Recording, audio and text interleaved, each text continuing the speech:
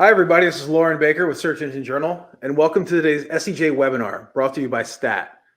With me today, I have Tom Capper, Senior Search Scientist at STAT, and we'll be reviewing, this is great timing, actually, 2024 Google SERP features, new strategies to gain visibility.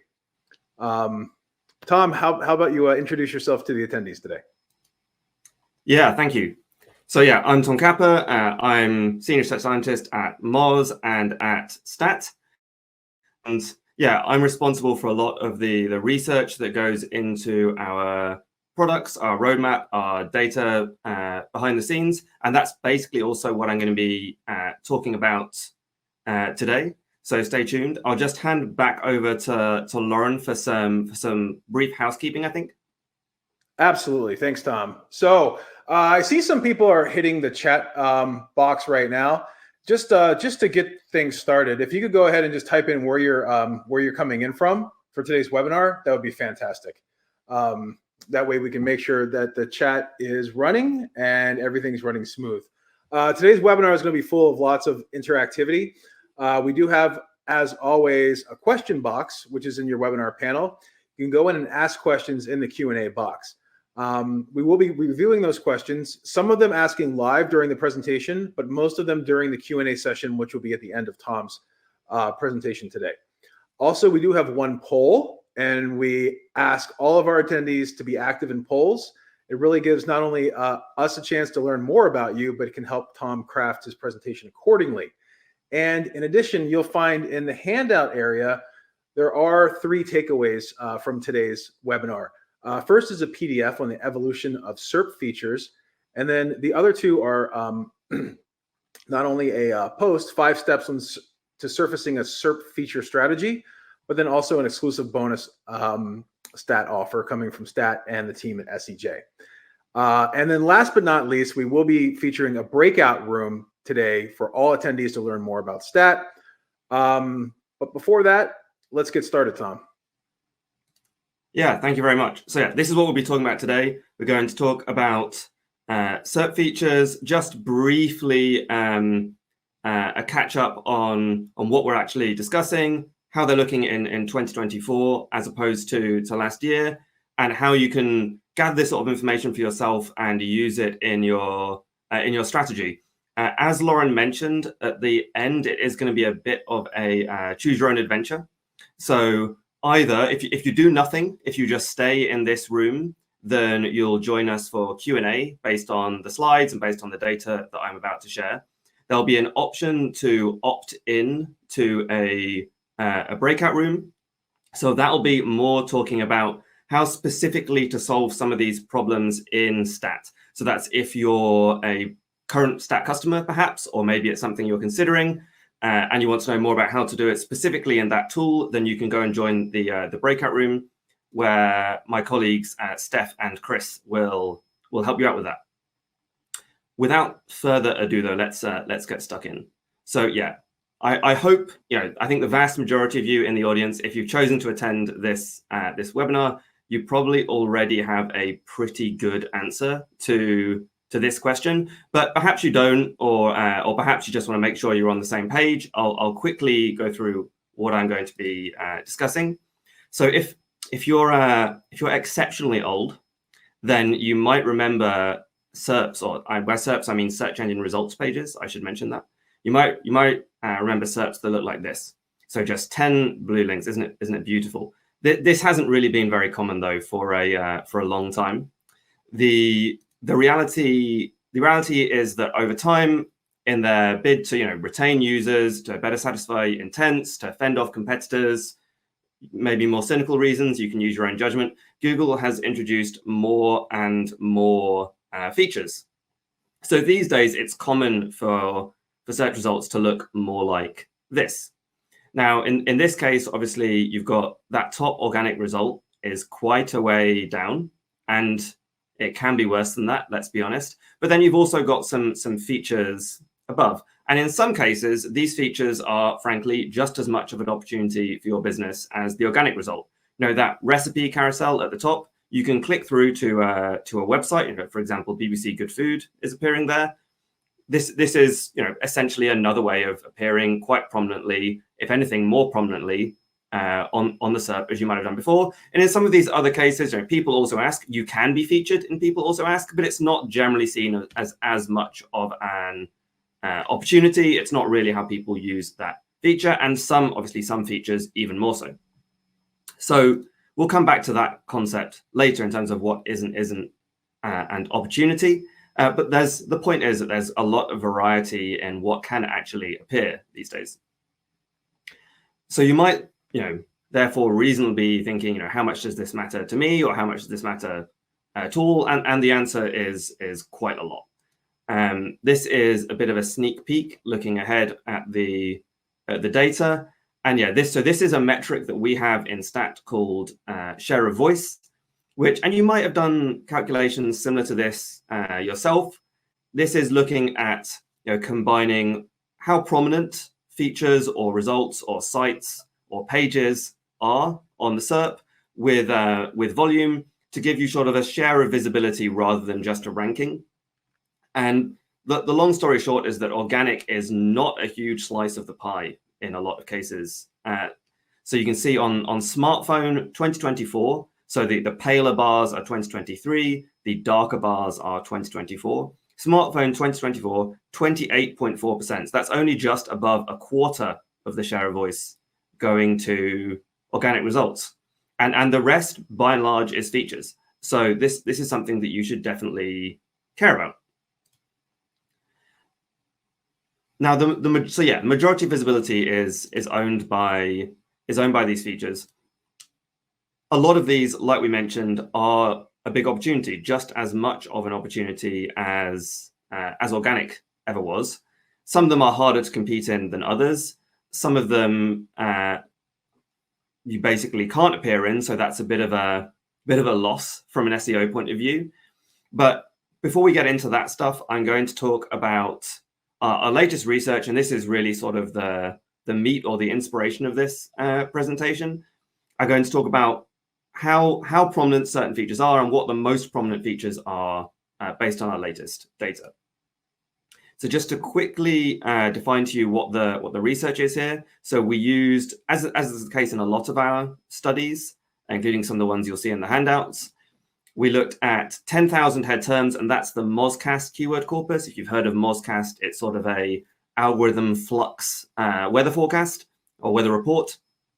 We looked at them on smartphone and desktop and 2 suburban locations, one in the US, one in the UK. And we looked at the first 14 days of 2024. So combining 2 devices, 14 days, 2 locations, 10,000 head terms. This is over 500,000, like 560,000 search engine results pages. This is quite a lot of data that's been ingested here. And we're looking at presence and share of voice. And I'll come back to what those mean in a moment. The comparison for year on year, it's not exactly a year ago. We're comparing with late February 2023, which is the closest time to a year ago when we did a study a bit like this. So if we look at the top features by presence, so by presence, I mean what percentage of SERPs included in this data contained at least one of a given feature. So as you can see, 100% of SERPs contained at least one organic result. Thank goodness, it's still ubiquitous. I see a question in the chat: head terms equals keywords. That's a good question. By head terms, I mean sort of higher volume, slightly more competitive, more commercial keywords. The keywords that we tend to care about, basically. People search. So no, I'm not talking about voice search though. So when I say share of voice, I mean, you can think of it as share of visibility on traditional SERPs. Those are both good questions though. Anyway, so top 5 by presence, and this is 2023 that I've got on the start, that I've got on the chart to start with. And you can see that if we add on 2024, there's some slightly different trends. So you can see related search, people also ask. These have been consistently very, very common. Videos and images. There is an overtake here. Like if you look at the year-on-year comparison, people also ask was the second biggest feature if we're not counting organic. people also ask, was the second biggest feature last year? This year, it has become videos, and we'll come into a little bit what is driving that change. I'm just gonna, as Lauren mentioned, we'll do most of the Q&A at the end, but I just want to address a couple of things quickly in the chat in case people have misunderstandings. So yeah, all of this data, including share of voice, is from Stat, which is a rank tracking platform that I'm representing, I work for. There's a question about the March core update. That's a good question. The short answer is yes, a little bit. Core updates tend, though, to mostly move organic results. We haven't seen a huge amount of flux in what features appear, but that is a good question. But we're trying to do a sort of start of 2024 versus start of 2023 comparison. Right. So that was presence, that chart I just showed you, about which features are most common, sort of the percentage of search engine results pages that include at least one of each feature. But I think it's more instructive to look at this visibility metric that I've mentioned a couple of times now. And that's not only looking at whether the feature appears or not, but also how prominently it appears. So I'm going to show you a poll, and I want you to take a guess at what the most visible, what the most prominent features were in our test set from the start of this year. Take a guess. I've made it multiple choice, so I've made it a little bit easier for you. See if you can guess one of these. And keep in mind, this is only features, so organic is not an option. If you think organic might be the winner, don't vote for that. Vote for whatever you think would be second biggest or the biggest among the features. Results are starting to come in. So thanks everybody for voting. Keep on voting as they do come in. We see about 100 or so thus far. Let me see if I can share the results. Oh, perfect. I was just looking for that button. Thank you. Yes. Interesting.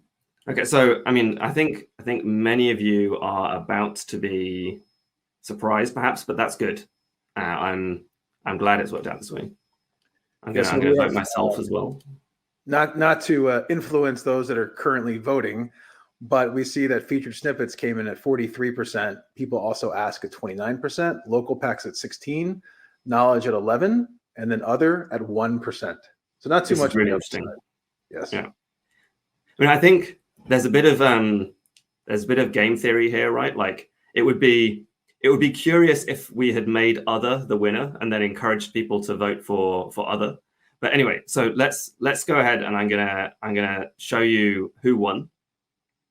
So if you voted local packs, which I think was about 16%, is that right? Of people voted. 15 was So if you voted local packs, then you win. I don't have a prize for you. I'm sorry, but maybe you can take home the pride and a smug sense of self-satisfaction. So it's interesting, right? Because when I showed you, and I was a bit harsh, really, I showed you the presence chart first, which didn't even feature local packs. Local packs are not in the top 5 most common features, but they are the most visible feature by quite a margin, actually. And that's because when they do appear, they're huge, right? They're huge, and they are at the top of the search results, and they dominate what you can see in the cases when they do appear. So that's interesting, and that kind of draws the distinction that I'm trying to make between visibility and how common a feature is. So let's talk about what the top 5 most common features were. You can see I've got them shortlisted here, but I'm going to go through them in turn because I think you can break this down and get some sort of interesting trends. So number 1, like I mentioned, we've got local packs, which obviously is this very big, very prominent feature. The one of the interesting trends with local packs is they're actually going in different directions depending how you look at it. So they've gotten even more smartphone heavy year on year. Local packs were always a smartphone favoring feature, and it kind of makes sense, right? Like if you're out on your phone, you Google something, you really want to see local businesses, something that's close to you. Whereas maybe if you're searching from a desktop at home, you're more interested in visiting their website, something like this. So it makes sense that they're more common on smartphone SERPs. That said, that's become even more the case year over year.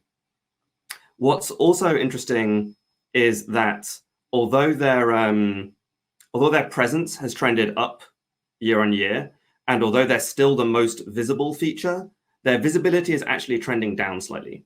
So that can seem a little bit confusing, right? Their presence is going upwards, they're becoming more common, but at the same time, they're becoming less visible. So what that means is it's becoming increasingly common for something to appear above a local pack, which historically has been very rare to see another feature appearing above a local pack, right? So that's interesting.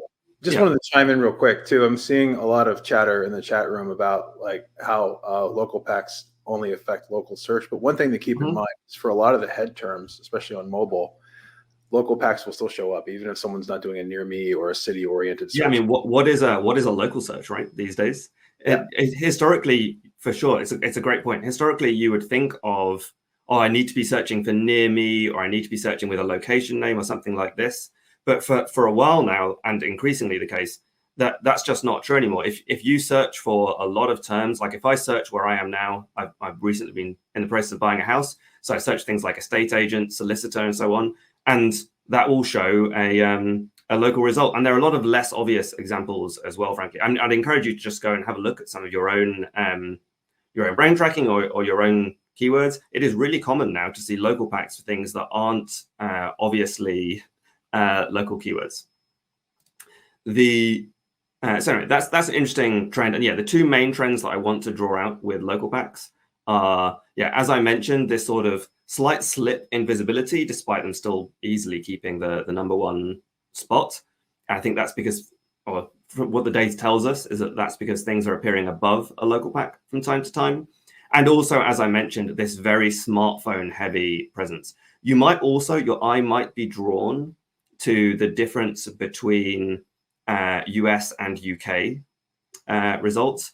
I wouldn't worry too much about that. So the Mozcast corpus was originally envisaged for US keywords. So as a result, there's some more sort of American-leaning vocabulary and language in the keyword set. And that's probably what's driving a lot of this difference. So yeah, I wouldn't get too hung up on that specifically. There's another example a bit like that, which I'll call out when we get there. Carousels. So carousels came at number 2, the second most visible feature. Now, carousels are a bit of a tricky one because carousels overlap with a lot of other features. We are counting them as in this data because we think it's interesting and quite instructive. But so, for example, I have up this image carousel. We would count this as images. So if you're looking at your SERP feature report in stat, you would see this as images, but you would also see this counted in the carousel bar. So we're sort of showing it as part of both components. Now, this is an image carousel. This is same idea. This is a find results carousel. This is a recipe carousel. So these are quite diverse features, right? And in many cases, so you can appear as an image that isn't part of a carousel, or you can appear as one that is, and so on and so forth. Now, the reason why I think this is interesting is because it tells us something about the presentation of SERPs as a whole. And generally speaking, if you're seeing a lot of carousels, then they are probably crowding out other features because they are, generally speaking, quite large and quite dominant, right? So I think, this is an interesting way of looking at how SERPs look overall. And what we can see is that, it's going up a lot. We saw earlier, I showed you earlier that organic is being crowded out, particularly on smartphone. And this is sort of the other side of that story, right? You can see 94% presence of at least one carousel on mobile SERPs. That's huge. There we go. There's also, and I don't think this is, I think this is a genuine difference.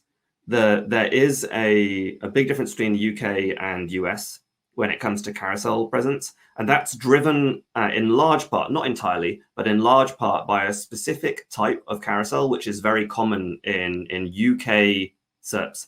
And that's image carousels that are attached to organic result. So your site might rank, and then within your organic result, or sort of nested beneath it, there's a carousel of images that are on your website. And that's particularly common on UK smartphone SERPs for whatever reason. Use your own judgment. If you're not in the UK, that may be less interesting to you.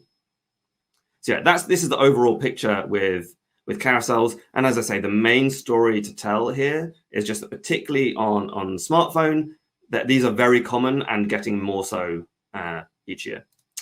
Coming in at number 3, so the third most visible feature, 3 of 5 that I'm going to show you today, and that's knowledge graph. Now, we're a rank tracking platform, so we're primarily interested in the main column of search results. So I'm not talking here about the sidebar. You might be familiar with knowledge panels, that sidebar that often appears on branded search results. That's not what I'm talking about here. I'm talking about things like what I'm showing you here now, this PGA tour. And you can also see results like this for things like weather, definitions, currency conversion, time conversion. So yeah, there's a lot of different formats of knowledge graphs, but when they appear, they do tend to be very visible, as you can see. This is right at the top of search result, and it's quite large. Perhaps unsurprisingly, in the world where Google is worried about being outcompeted by chatbots, I should say. I don't know what a chatbot is. A chatbot and Bing and Siri and this kind of thing. They are pushing more and more on this, especially on smartphone. So this is up everywhere by every definition year on year. And yes, on smartphone, these are extremely common now. And that's kind of indicative of where Google's head is at and what their concerns are. And yeah, as I mentioned, there's this huge disparity between, I think the biggest in the study, huge disparity between desktop and smartphone share of voice. There's also a slight US leaning emphasis here. I don't have a great explanation for why that might be. I suspect it's genuine. I suspect that this isn't to do with our corpus, or this isn't to do with certain keywords that are more common in the UK or more important in the UK or something like this. I think this is genuinely that Google just feels a little bit more confident in the information they have and how they present it. US is their home market, it's their main market. So you tend to see that the US can be a bit of a leading indicator of what we can expect to see later on in some of these other markets. So yeah, that's the overall picture. And yeah, the main thing that should jump out to you here is just that on smartphone, these are quite overwhelmingly visible now.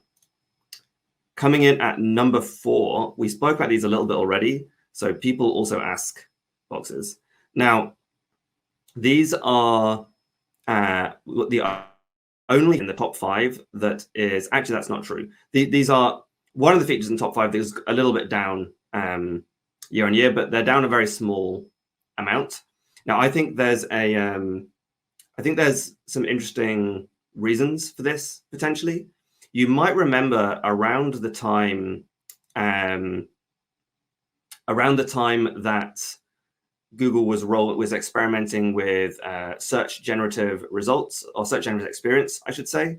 They also made some changes to the mass market public results, including sort of increased frequency of these refinement buttons that you can see at the top.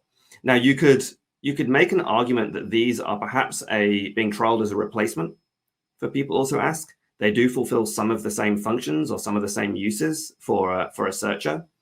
But also at roughly the same time, Google talked about wanting to declutter search results and remove sort of unnecessary features. And this is how they justified killing off rich results such as how-to and FAQs. I should mention that we don't consider these to be features. They're rich snippets, as in they're part of organic rather than being their own feature.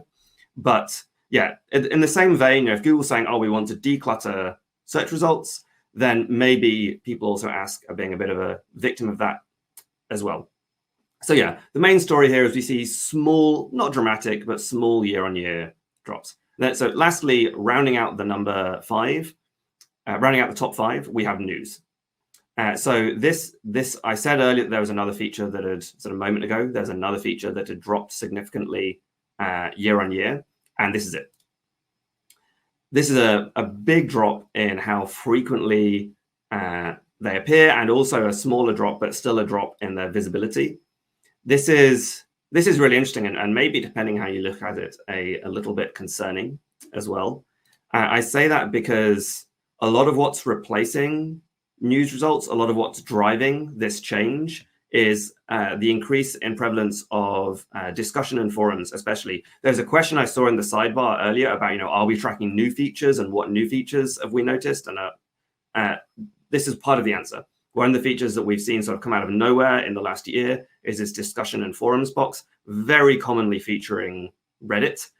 And I say it's concerning because, well, you know, Reddit answers are not anything like as well vetted as what you see in Google News, and therefore what you see in top stories. So I do think there's perhaps a bit of a misinformation risk here, but clearly this is what Google thinks people want. Personally, I would rather see both than see discussion forums replace news, but that's up to them. What I can say is that, like I mentioned earlier, the visibility drop is not as steep as the presence drop. So this suggests that when news does appear, still, it's quite high up.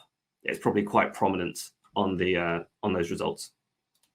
But yeah, the overall feature for news is not very rosy. Some of you will have seen that recently Google trialed, and some people say this might have been a bug, but recently Google trialed removing the news tab from search results as well. So yeah, it's unclear really what the future is going to be like for Google News as a vertical. But right now it is still there and it is still making it into the top 5. All of that said, how can you do this sort of research for yourself? How can you go and gather this kind of data as it applies to your keywords, not the keywords that I've chosen as, you know, as random a sample as I can? So yeah, you want to obviously have a look at what's appearing in your space particularly, and we've got a 5-step process here for you to do that. Now, hopefully, number one, if you're attending an SEO webinar, I'm going to trust that you have done this.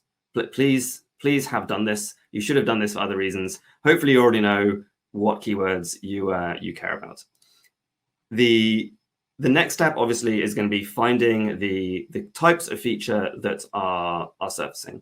Now, if you're using Stat, we have this dashboard, SERP feature dashboard that you can look at within tags or within sites or within dynamic tags or so on. Hopefully, if you're using a different tool, that will have some kind of similar feature or similar report. Once you've done that, you want to identify the ones that are particularly interesting to you. Like I mentioned earlier, some features may simply not be interesting either because you don't see a commercial benefit or because you can't compete in them for some reason. You know, for example, not every business has the ability to appear in a local pack, right? Or certainly they probably shouldn't be appearing in a local pack, shall we say. There are ways around these things, but I don't condone them. Similarly with news, historically, it's been quite difficult to gain inclusion in Google News results. Maybe less so these days, but it's still not easy. The Moz blog, for example, does not appear in Google News, even though that's, you know, quite a well reputed site. Step 4, segment these. So what I would suggest doing is you've got your set of keywords that you care about, and then you've got your set of features that you care about. So create segments that are for your keywords. For each feature, do you own it or not? So, you know, for example, I'm interested in keywords within my set where I own the feature snippet or answer box, as we're calling it here, or where keywords that I do care about where there is a feature snippet, but I'm not appearing in it. So this kind of logic, and this can help you to be a bit strategic about where you're targeting and sort of keep track of your progress as well. This is not just interesting from the perspective of like, oh, I want to appear in these features. It can also help you to understand which of your keywords have a certain intent, or maybe which intents are particularly relevant to which competitors. So for example, if you are seeing a lot of featured snippets within a certain set of keywords, then that probably tells you that those are sort of research-driven keywords, right? Similarly, if you're seeing a lot of products, that might suggest to you that, oh, these are quite commercial keywords. You can make these kinds of judgment.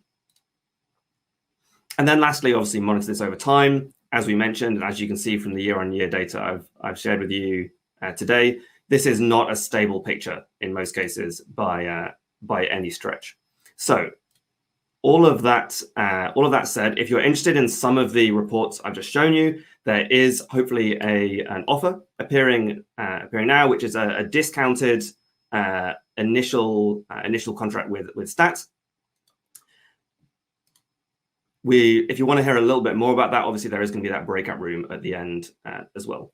I'm running a little bit low on time though, so I'm going to get straight into the strategy part of this presentation, which is the final section. And this is about how you can use some of this information, not just for for tracking features and trying to appear in features, but to inform your SEO strategy in general. And it's going to be a little bit of a quick fire round, and I've got six steps that you can consider. So number one, contrasting research opportunities with SEO opportunities. So you might remember this chart I showed you early on, which is the most common features. And the thing is that not all of these are necessarily big commercial opportunities.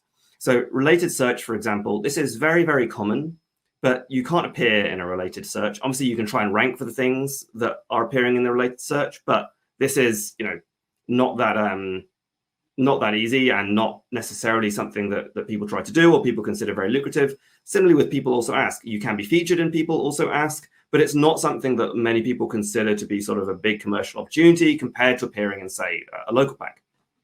So this is something where, you might want to consider, is this an opportunity for me where I should try and appear in this feature? Or is this something where I might want to use this for further research? So what we do at both Moz and at Stat is we offer keyword research tools, which are powered, among other things, we have some machine learning models as well, but they're powered partly by People Also Ask and related search as features. You can do this with your own data manually as well, if you wish. And you can use these features to sort of drive keyword list expansion, or to see what keywords have related intents, or to build out your funnels, this kind of thing. So in some cases, it's not necessarily just, I want to appear in this feature. It's also what opportunity to get more and better data does this feature offer. The good news, though, is, when I looked at the most visible features, more of these are opportunities in general. And by that, I mean traffic or commercial opportunities. The only, you've got knowledge graph and PAA here, which may be a little bit debatable, but news is something you can appear in. Local packs is something you can appear in. Carousels mostly are things that you can appear in. So there are opportunities here. And it doesn't say so on this chart, but by far the most visible feature is still organic. Competitor research. So this is an interesting way to use, and I alluded to this a moment ago, an interesting way to use features to find competitors that you might not have spotted otherwise, because they're not competing with you directly in organic or directly in brick and mortar if you're that kind of business. Knowing who your competitor is important, partly for sort of competitive intelligence, partly for your sort of product positioning, and partly because it might inform how you address your digital marketing. So for example, if you notice you have a competitor that's only really appearing in video results, and you wouldn't have seen that unless you looked at SERP features in general, right? But if you notice you have a competitor, they only really appear in video results, but actually they have a lot of visibility because of that, maybe a YouTube strategy is something you should consider, right? You can slightly crowd them out, you can get some of that pie. Number 3, prioritization. So this is mainly coming back to traditional organic. I mentioned earlier, the visibility of organic is dropping over time. Now, you wouldn't necessarily want to prioritize appearing in organic for a keyword where organic is barely visible, right? So this is a little bit about picking your battles. If you don't, you might see that in your keywords, you've got a high volume keyword, you really care about it. Is it worth appearing in organic though, if organic is, a massive scroll down the page to find or something like this? And, you might even consider this further and layer in other data like, it's organic is appearing very low down and the number 1 result is Wikipedia or a .gov site or something like this, right?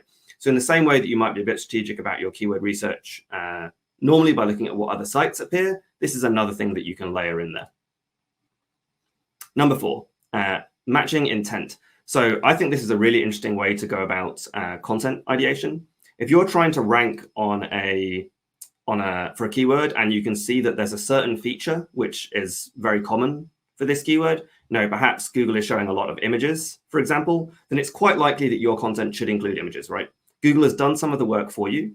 They figured out what the intent is of users who are searching for this thing. They want to see pictures of it. You can help drive that with your organic result, and you might even get an image carousel attached to your organic result as a result. Number 5, penultimate tip, targeting opportunities. So this is, if you are trying to appear for keywords where you have a result appearing like news or like local, these are sort of their own tactics and their own disciplines in a way, right? Like the way that you would go about appearing in a local pack is not it is similar, but it's not that similar to how you would go about appearing in regular organic results. So you need to weigh up whether this is a game that you want to play, basically. Similarly, if on the other hand you want to appear in something like a feature snippet, this is closer to regular SEO. So this is about, again, being a little bit strategic. What are the things that it is worth you trying to do, and what's that going to involve? You want to dig into your data and sort of create a plan, like where is the opportunity, where is the cost, and obviously you're going to weigh those up and figure out what actually works best. I personally would say I wouldn't try too hard to appear in features where you're not ranking the top 20 organically. That can be quite a good signal for whether Google considers you and your product and your proposition to be relevant here. So yeah, you're combining these different facets. You're combining, is the keyword high volume? Do you already rank for it? Is there a feature you don't own? Is it winnable? And you're weighing all of these things up to find where you actually want to be. And you can reverse engineer a little bit what your competitor is doing with their page layout, with their structured data, with their content. So last tip, and perhaps the most obvious, given that I'm representing Stat today, you obviously want to use this in your measurement. If you only look at the rank of your organic pages, you're going to be missing a big part of the picture here. In Stat, we have 3 metrics that we suggest reporting on side by side, which are rank, base rank, and share of voice. So rank takes into account, if you rank with something which isn't a regular organic result, but it is still attributed to you, and you can click through to your website, we count that towards rank. If you want to look at only organic, we count that as base rank. And then we have share of voice, which sort of adds together the various ways in which you might appear and how prominent that is, like I spoke about earlier. So yeah, we'd suggest a sort of holistic approach here. I'd also suggest that even if you're looking at some of these features, which maybe are less likely to drive a click, the impression is potentially valuable in itself. I would concern yourself with how commonly you appear in search results, as well as how commonly you're getting clicks from search results. And obviously, like anything in SEO, I would suggest you want to repeat and iterate over time, find out what works for you. If you want to read more about this kind of approach, and also all of the data I shared with you so far, as Lauren mentioned earlier on, there is the handouts tab where you can get some of this information. What we're going to do now is split into 2 different groups, though. So like I said before, if you stay where you are now, you'll be doing Q&A, and we can talk about some of the data that I've just presented. If you're more interested in hearing about how to do some of this in Stat, I think you should be getting an option to click through into a breakout room where Steph and Chris will walk you through that.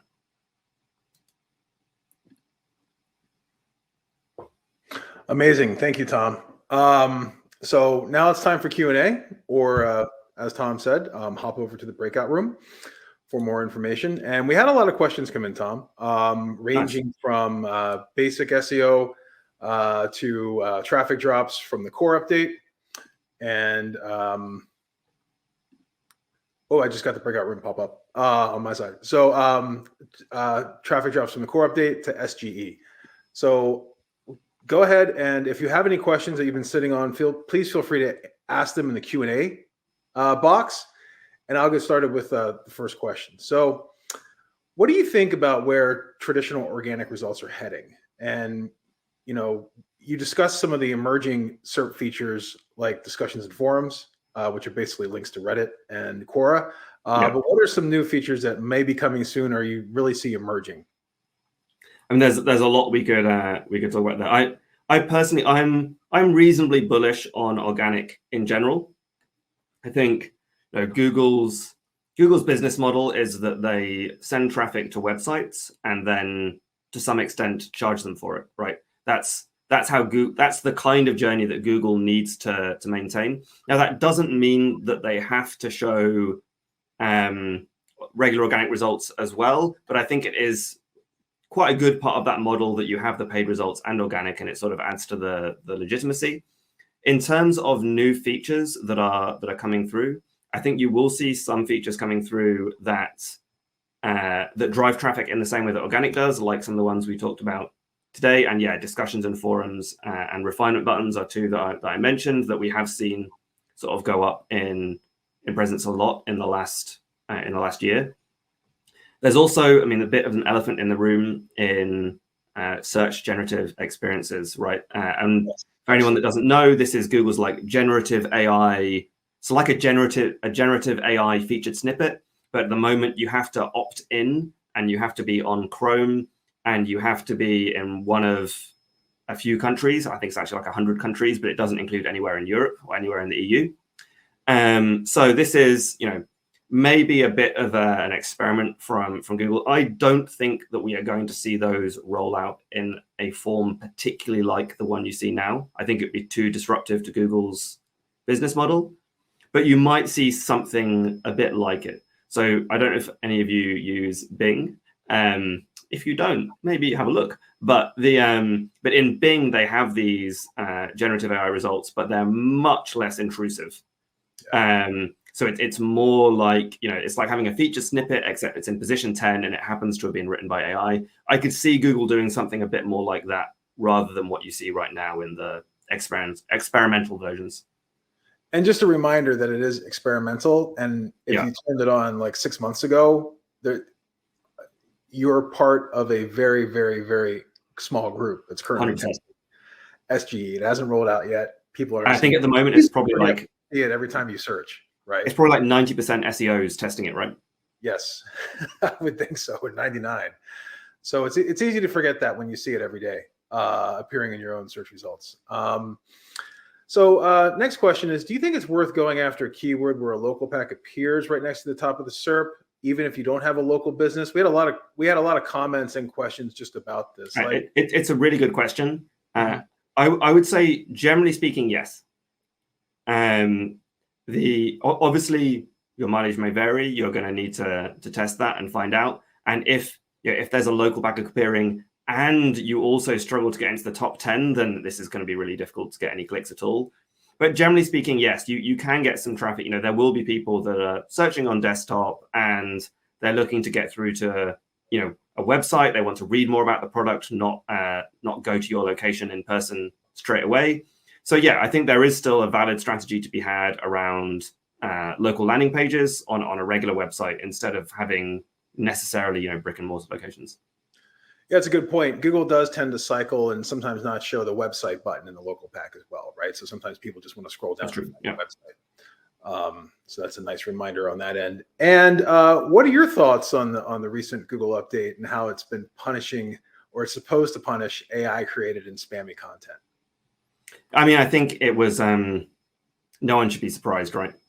Like, if you were surprised by this update, I don't know where you were hiding. Google telegraphed probably since the helpful content update in September last year that this was coming. And a lot of people had been complaining, not just within the SEO community, but, even mainstream outlets had been complaining about the quality of Google search results. So they had to do something. I think Google is committed to a bit of an arms race now, where they sort of have put themselves in a position where they're going to try as near as damn it to keep the vast majority of AI content out of search results. And some of these other maybe thinner or less valuable content types. I don't have a good impression right now of how good a job they've done. I think the dust is still settling. And also, frankly, it's probably quite a subjective judgment. Probably only Google really has the data to answer that question. As always, with these core updates, there are sites which will be caught in the crossfire that actually were doing nothing wrong. But, if there's a big... Google did this anti-spam update and the core update on the same day, right? So if you've taken a big hit, it can be very hard to diagnose whether you did something wrong or it's just, Google has reprioritized slightly and it'll probably even out. I did some research about, I don't know, maybe a year ago now on what the trajectory tended to be for sites that were affected by core updates.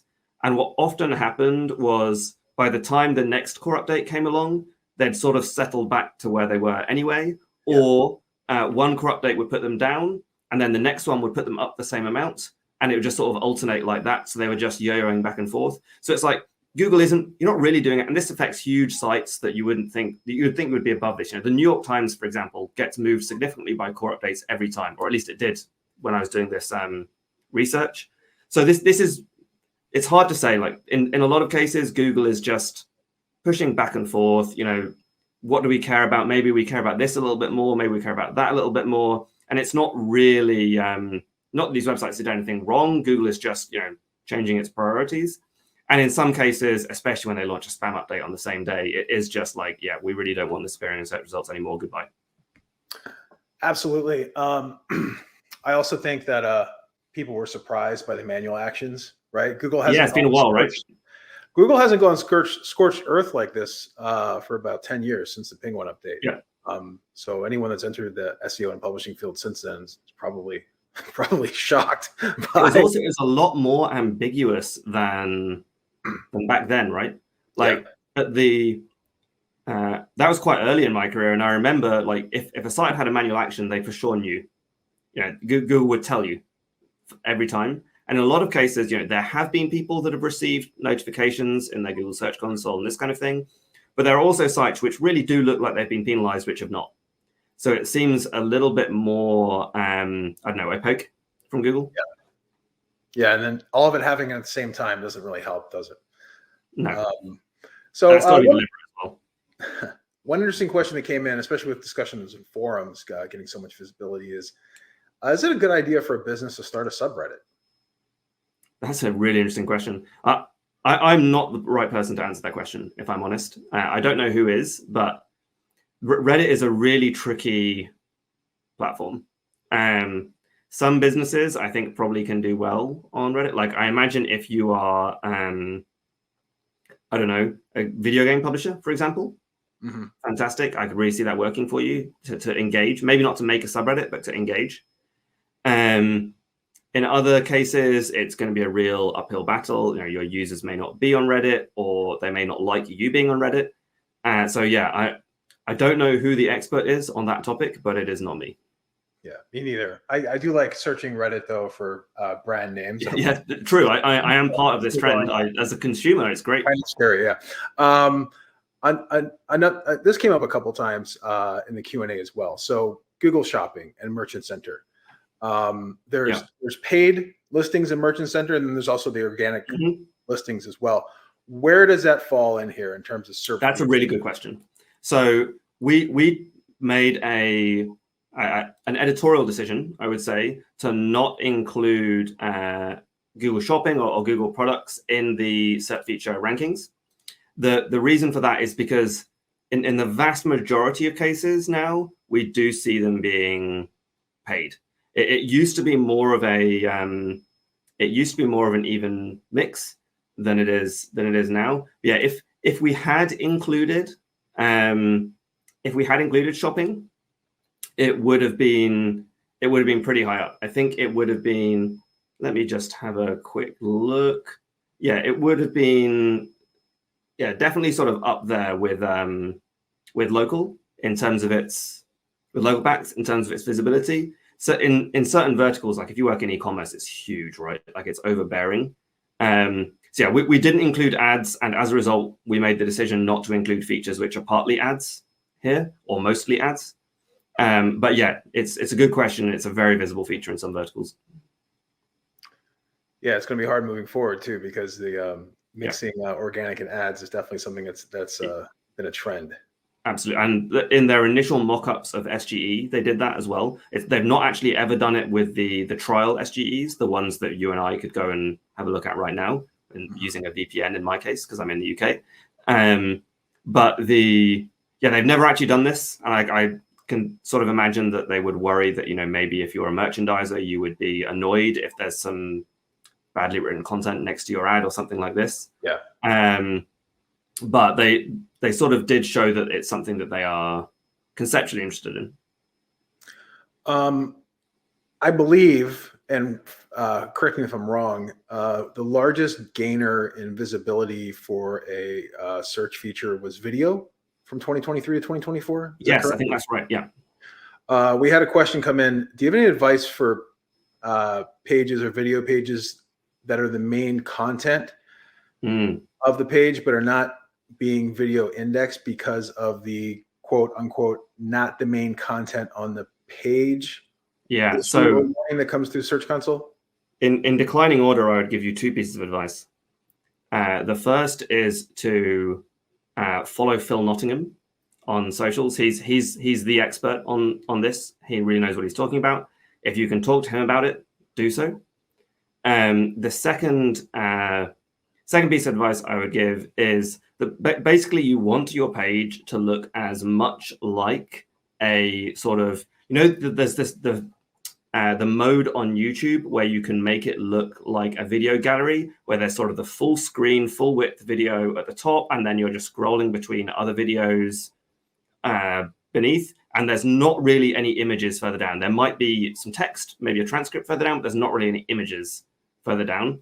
That's the experience you're trying to emulate. There are some video hosting companies that will offer you page templates like this off the shelf if that's something you want to do. You could also consider separating this out, right? So you don't necessarily need the page that is ranking in Google videos to rank in organic. They could be two different pages optimized for different things. So you could have the page that's ranking in organic, which includes the video, but it's not the main object. And then you could have your video gallery page, which is maybe optimized for slightly different keywords or just not very optimized at all. Where Google is indexing the video. And there's a few cases. I think I showcased some slides from Wistia during the presentation. Some pages from Wistia during the presentation. They're very good at this, as you'd expect. It's kind of their bread and butter. There are ways where you can appear. There can be a video carousel where it's your site for all three results, which is incredibly dominant if you can pull that off. So you can appear as the feature snippet, and then organic, and then all three results, because in the video carousel, there'll be your YouTube channel, your video carousel page, and your main video page, or a different cut length of the video on YouTube or something like this. So yeah, there's a lot of potential here, but yeah, optimizing the individual pages, particularly if you want them to still be functional as a blog page or a product page, can be tricky. Optimizing pages that feature YouTube videos to help Google better index and serve the page that features its own video. Feels bad. An interesting concept. Yes. Yeah. Speaking of which, do you think Google is making it harder to rank organically to favor paid advertising, and not just paid advertising being Google ads at the top of the results, but the paid advertising within YouTube and their own properties and everything else? That's an interesting question, right? What does it mean to rank organically? Like, if you're saying to rank number one, well, no, it's a zero-sum game, right? Like everyone, you're ranking organically against other sites, not against Google for the most part. So if it's harder for you, then it's easier for someone else, I guess. Or if it's harder for everyone, then that's just the level of competition in the industry is going up. I think if I take that question more as, is it harder to appear at the top of the SERP with an organic position? That is definitely a phenomenon that is happening. I don't think, I'm going to be generous, I don't think it's an ad play. I think it is Google trying to defend their monopoly a little bit. They are threatened by indirect alternatives, such as Siri, such as maybe ChatGPT or whatever comes out of that next. So that they feel pressured to deliver more and more value directly in the search results so that people keep using Google for everything rather than Google becoming more of a niche tool. Cool. And we did have some questions coming in. What was Phil's last name again? It's Nottingham, correct? Nottingham, yeah. Same spelling as the city in the UK. Yeah, just like the sheriff of Nottingham. Next question. We had a lot of questions come through about SGE again, and then AI.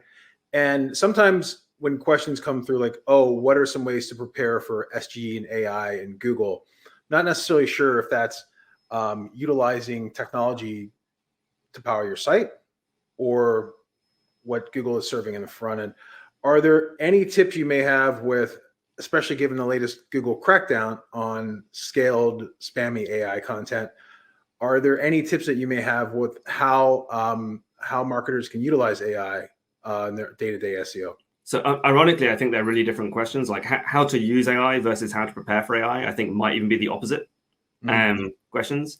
Like if you ask me how to prepare for an increasingly AI-driven Google or other, OpenAI is developing a search engine, this kind of thing, then I would say you want to focus on producing a small amount of really valuable content, right? Like if you think about I think about it as part of the same trend as feature snippets and knowledge graph and all this kind of thing, where over time, Google has answered more and more and sort of harder and harder questions directly in the search results.